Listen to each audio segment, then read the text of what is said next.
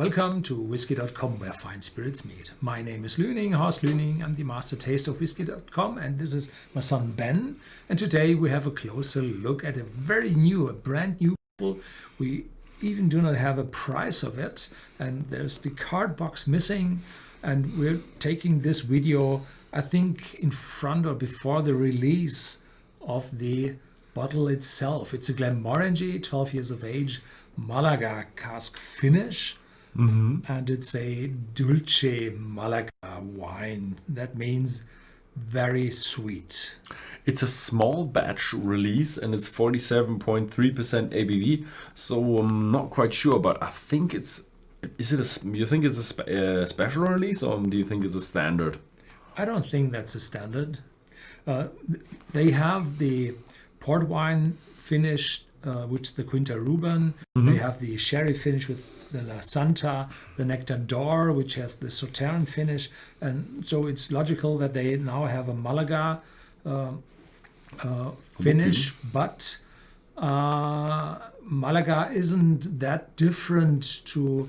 It's on the east coast of south of Spain, and the sherry is on the west side of southern Spain. So the climate isn't that different, but the Malaga wines are very, very sweet. They stop fermentation with residual sugar, and then they add it up with spirit, with brandy. So the Malaga wine is a sweet one, and I read somewhere on the label it's sweet and where did they write that? A sweet and rich whiskey. The Malaga cask finish small batch release brings uniquely honeyed and gentle spicy notes to Glenmorangie's smooth style. I think if you combine the style of, let's say, an original, which is fruity with tropical fruits, and you combine it with the Malaga, then you'll end up with extraordinary sweetness, fruitiness. I think it will be an explosion of sweetness and fruitiness. Yeah. And this one is priced somewhere mid-70s to 80s.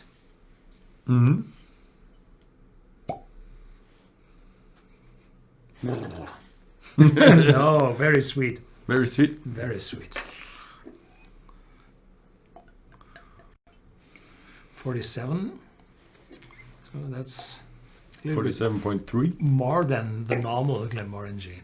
There had been some Glenmorangies on the market in very former times, and they had 25 and 30 years of age, I think. So Malaga isn't new to Glenmorangie.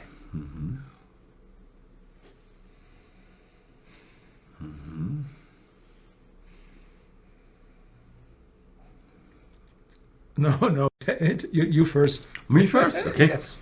I don't have that much in it. Yeah, that's it. It takes quite a while. It definitely has something very sweet, like sweets like. But I don't want to say it because it always comes over so negative. Gummy bears, but fruit gummy bears. So it's really a fruity, sweet mixture. But I think our bottle is also a little bit cold. So now that I have it in my hand longer, it starts to grow on me. So it really depends on the temperature of the drink. I do have a little bit more of a cask influence. A little bit of a spiciness. Interesting. Of course, all the sweetness and fruitiness on top. But there's something behind. And there's a cooling effect, probably the high ABV. But it's very difficult to separate the different smells from this. You find everything and nothing. Yeah, it's strange. It's not what I expected. I expected very, very straightforward fruitiness. It's more of a creamy, tasty,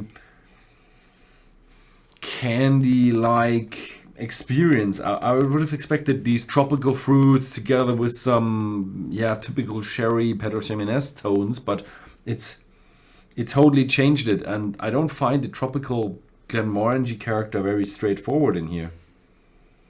I'm not sure how. Did they say anywhere how long they matured it? 12 years. But not how long the finishing period was. They didn't say the finishing. But the finishing was in the first fill. Dulce. Dulce. I don't know how the Spanish pronounce that. But dulce means sweet. Mm-hmm. Yeah. Cheers. Cheers.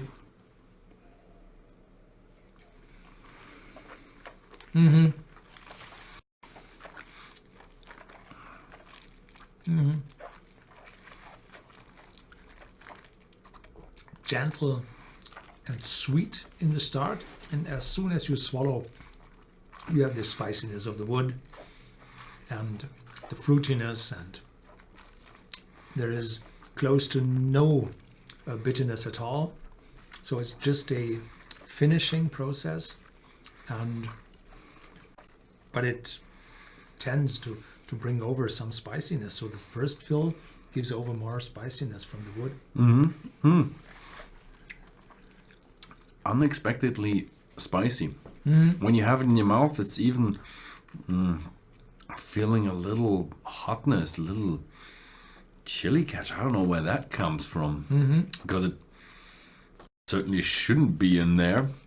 But when you swallow it, you do have that creaminess, that sweetness, but not as creamy, sweet, and fruity as I expect. I don't have much fruitiness. There is a bit of fruitiness, but I would have expected more fresh, tropical fruitiness from the Glenmorangie. So Glenmorangie has the highest pot stills in Scotland, with 6 meters, so 18 feet. So it's very smooth alcohol, and you typically have some citrus notes in a Glenmorangie, and this one is, I would say, it's like more from the typical Highlands, not that much from Glenmorangie. So it's a more impressive, more massive expression. A strong cask. It has a big cask influence. And to cope up with that, they increased the ABV to 47.3. And it's incredible. It's even a little damp and oaky now. And the aftertaste comes really with the wood. So it starts off a little bit sugary candy style whiskey and ends up with an oakiness and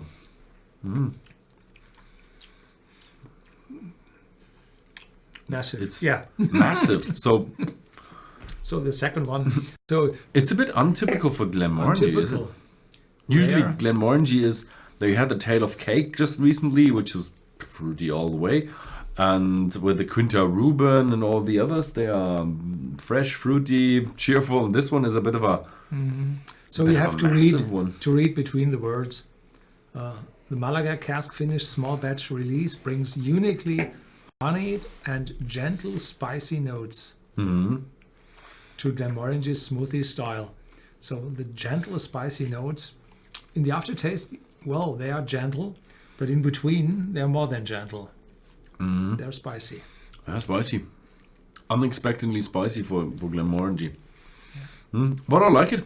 It's a unexpected pleasure.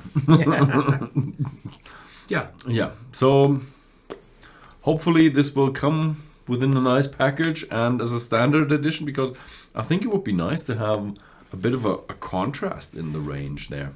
So yeah. If you like this video, then please feel free to share it with your friends, and see you next time.